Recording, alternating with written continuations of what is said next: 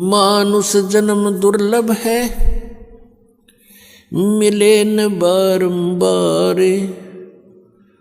तरवर से पत्ता टूट गिरे, वो बहोर न लगता डार। राम रटत कन्या भली, साकट बलो न पूते।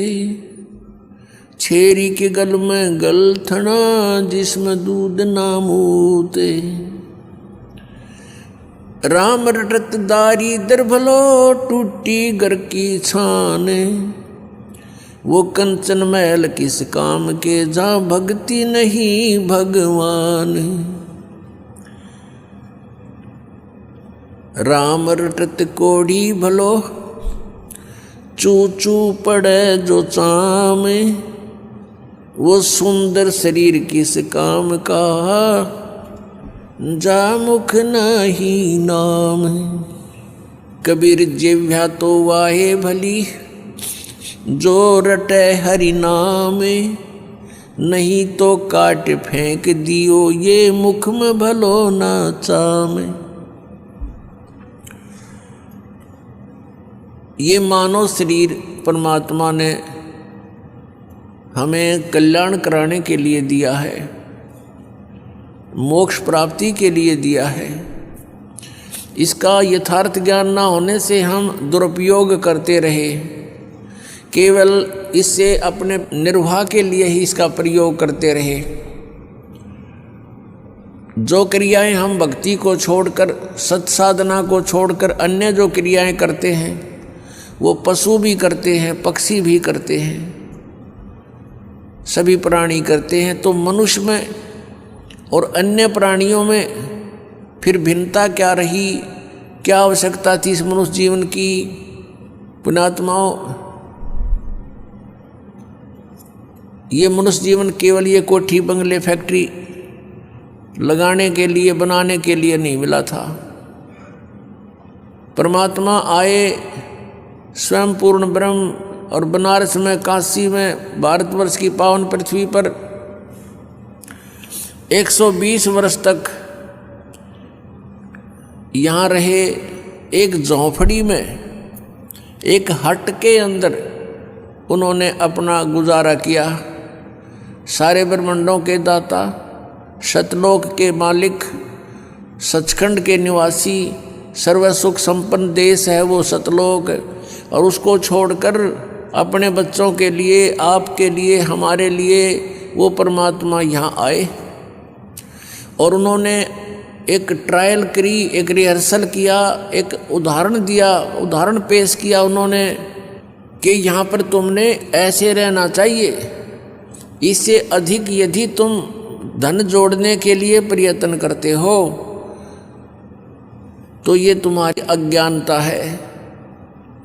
घर तो 3.5 हाथ, गणात 4.25। कह कबीर अधिका गहे, ताको नहीं विचार। ये अब प्रत्येक प्राणी, मनुष्य शरीरधारी का प्रत्येक प्राणी का शरीर 3.5 हाथ का, उसके अपने 3.5 हाथ का होता है।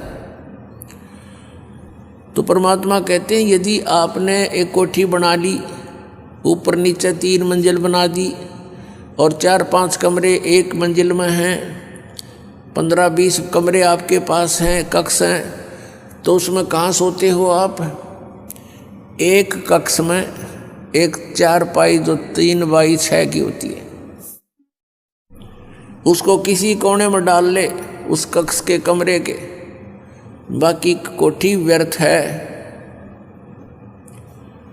तो पुण्यात्माओं, हम जीव हैं, हम देखा देखी करते हैं गलतियां, और वो पीव थे सर्व संपन्न होते हुए भी कभी भी डगमग नहीं हुए, एक झोंपड़ी में आजीवन रहे। वो ये दिखाना चाहते थे यदि तुमने कल्याण कराना है तो यहाँ की सब आवश्यकताओं को मिनिमाइज करो, बहुत कम बनाओ, कम करो। और ये अननेसेसरी जो आपकी रिक्वायरमेंट है, अनावश्यक जो आपकी आवश्यकताएं हैं, ये आपके भक्ति में बाधा है, ये टेंशन पैदा करती हैं और टेंशन से भगवान की भक्ति नहीं बनती। आप ये देख करके कि उसने ऐसी कोठी बनाई मैं भी ऐसी बनाऊं, उसने इतना पैसा कमा लिया मैं भी कमाऊं। आपने परमात्मा पाने के लिए परमात्मा कबीर जी द्वारा दिए गए उदाहरण, उनके द्वारा दिए गए ज्ञान को आधार बना कर कदम रखना पड़ेगा, तब हम सफल हो सकते हैं। नहीं तो ठीक है, जैसा आप भक्ति करोगे वैसा फल आपको मिल ही जाएगा, लेकिन ये फल आपका यहीं बर्बाद हो जाएगा। स्वर्ग में चले जाओगे इस काल के होटल में, वहाँ अपनी पूंजी व्यर्थ करके आपकी आंखें नहीं खुलने देगा, फिर ये इतना सुख दे देगा ऊपर स्वर्ग लोक में।